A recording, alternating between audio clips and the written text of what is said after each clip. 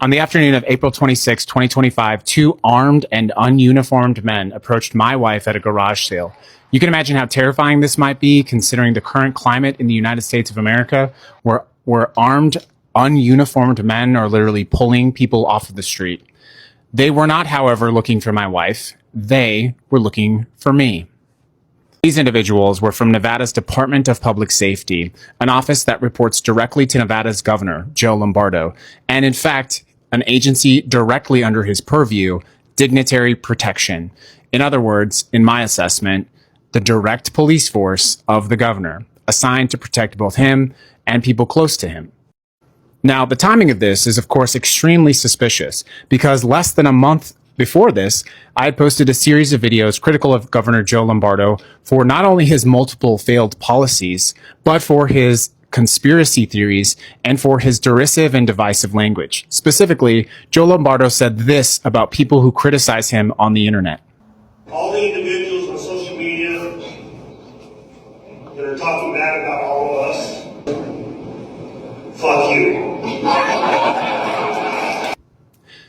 And then Governor Joe Lombardo spread a lie and conspiracy theory that people were being paid to protest at the hands-off protests. Nevada's governor. That momentum and those crowd sizes isn't because they're pissed, because they want to make a difference. It's because they're getting paid. Well, it seems that in spite of the fact that Governor Lombardo said, who cares what people on the internet say? Who cares? He cares very much. And so it would seem that his literal police force, state police, were sent to intimidate and harass me. Lombardo. This is a gross misuse of the governor's office. This is a gross misuse and attempt to silence me as a political critic of the governor.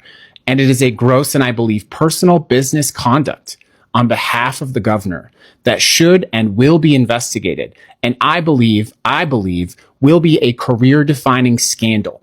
The power of the authoritarian will come from the top to the state, to the city, and eventually right to you. But it's time we push back. But why, you might ask? Well, it seems the big scary question is where I used the bathroom. That's right. I used a bathroom in a building that is publicly accessible and in a building and area that I routinely use every single day as a course of my own business and job. In an